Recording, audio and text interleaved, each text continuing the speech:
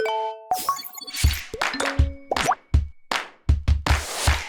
everybody, we got Jason here, who's been a long time Mailshake customer. I think, Jason, I was looking you up. I think you're one of the first like 500 Mailshake customers, I think 2017. So appreciate you working and staying with us and being a loyal customer for 5 years now. Um, from the details we talked about prior to this call, it looks like you're getting awesome results from Mailshake.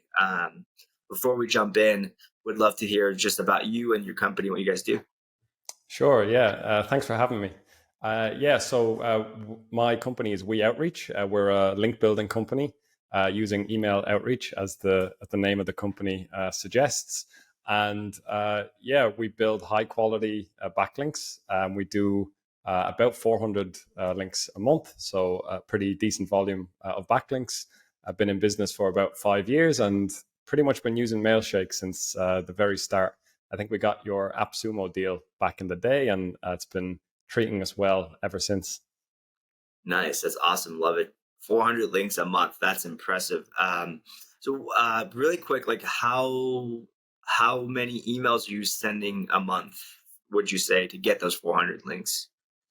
Yeah, so our conversion rate is in and around like 0.5 to 1%. So not going to try and do the math here, but like 400 links from that, like Yeah. roughly that amount. Yep. But it varies month to month as well. Sometimes if we're trying different angles with different types of campaigns, we'll send a little bit more just for testing. But I think I've been impressed with like how much scale Mailshake can handle. There's been times when we've had like a lot of Gmail accounts connected to Mailshake all at once. And it seems like no matter how many extra email accounts we handle, it like the UI like never breaks down or gets slow, or it's just like rock solid. Like that's the real thing I Awesome. love about it. Oh, that's awesome to hear. Great. That's I think there's a lot of players in the space these days, and I think that's a really big key piece that we've got from day one is like you want to send 100 emails, you want to send a million over 1,000 accounts, we can handle that. So that's great to hear. And it looks like you're getting from the notes here, so 0.5% and 1% conversion rate, which is amazing, by the way.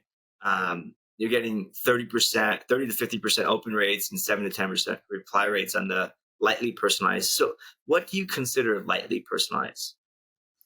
So I would consider that like emailing a relevant message that is like the same kind of templated message to every prospect, but it's to a well segmented list. So, for example, we do link building campaigns if we're working with a golf website and we're sending campaigns to like other golf websites. We do like a lot of legwork before sending the campaign so that we know this prospect list is only like websites that are relevant to the golf space. And so when we send an email that talks specifically about like something to do with golf or like relevant to sort of golf content, if that makes Yeah. sense, we know that it's going to be relevant. So that's what I mean when I say lightly personalized, and then also like getting their name correct and like spelling the name of their company correctly, like with the correct capitalization and stuff like that. Those two things together. I love it. So, when I read that, I was thinking, oh, it has everything to do with like the copy. You've figured out like the right place to personalize it. But what you're actually saying is the personalization, it happens in the actual building of the list, making Yeah. sure you're doing proper QA, pruning that list, and then getting the details right. And I think that's a really, really good point. I think a lot of folks with tools, with any type of software that helps you scale, it's very easy to say, take my big list I scraped or bought or you know figured out how to get, do no work to filter it, and then go send 5,000 emails. Well, if you're going after 5,000 golf sites, for example, or any vertical specifically, I find it's most likely that there is not 5,000, right? There's Yeah. probably three, four, 500.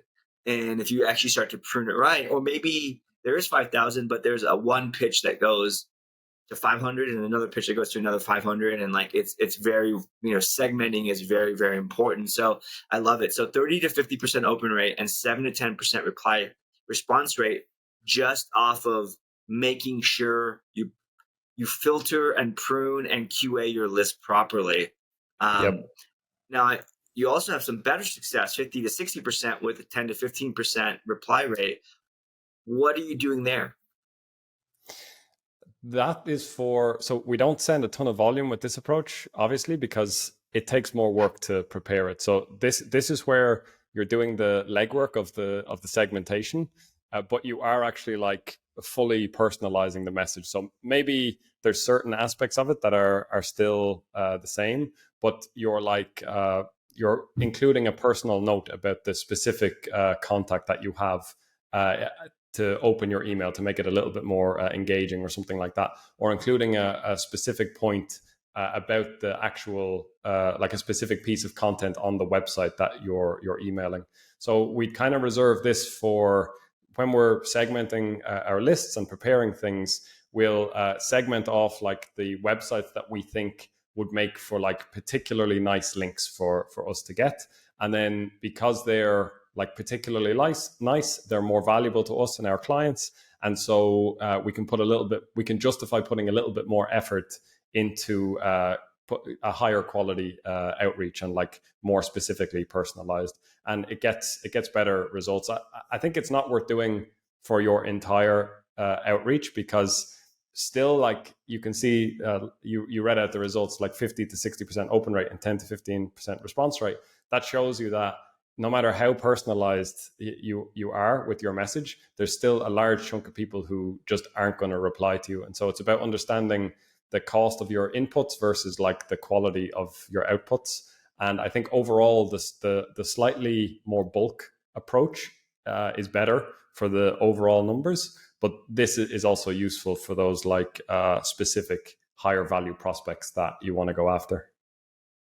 Love it. Yeah, I mean, and it's almost double the response rate, so it's got to be worth it, right? You're never going to get 100% response rate, Yeah. um, and people are going to, not everyone's going to look at it. But so, would you say in this like golf analogy, if you were to you go after this 500 prunes list, would you say the top 10, 20% you would then try this more personalized approach, or how do you go about it? Is it just the best top sites or most valuable?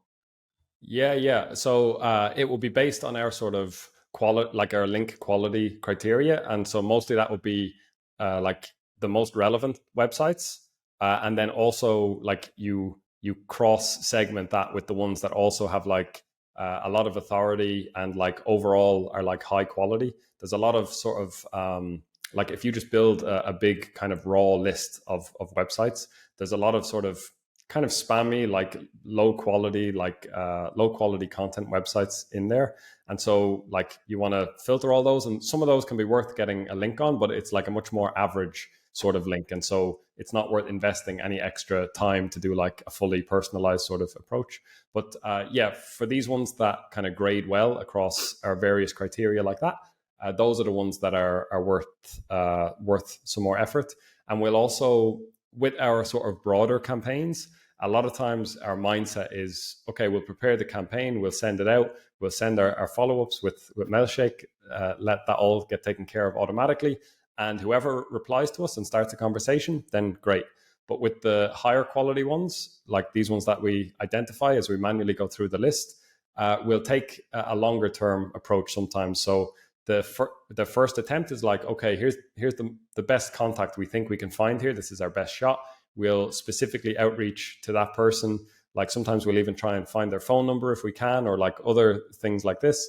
If we can't get that person to respond to us, then we won't just abandon the prospect. We'll circle back to it and think, okay, like this person didn't work. Who's the second best person that we could get? Or like if we tried to contact someone on their content or SEO team and they didn't get back to us, we'll maybe try go above their head and get in touch with someone higher up that's going to like refer us down to the right person to talk to. So we'll take that sort of approach to this, and yeah, but based on what we define as a high quality website, I guess.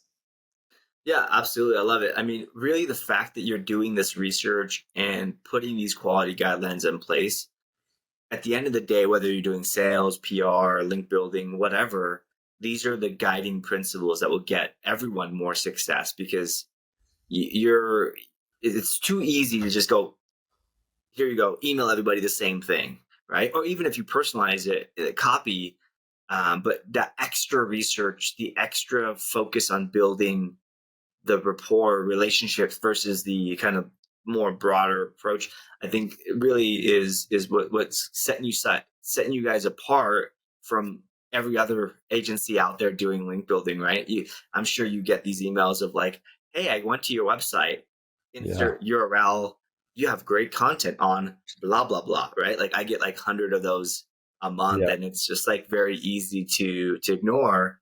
And then you get the one that's like, I loved your article on blah blah blah, and it's actually spelled right, right? Like the simple Yeah. things. I feel like with personalization, it's so easy to just get the basics wrong because you're trying to do it at scale, right? Things aren't capitalized, or you don't put in the like the right author, right? Like for example, if somebody references an article, it's a guest post on Mailshake and says it's an awesome article, it made a big difference. I'm like, okay. Or is it like a one that I wrote or whoever wrote, right? So anyways, I love that.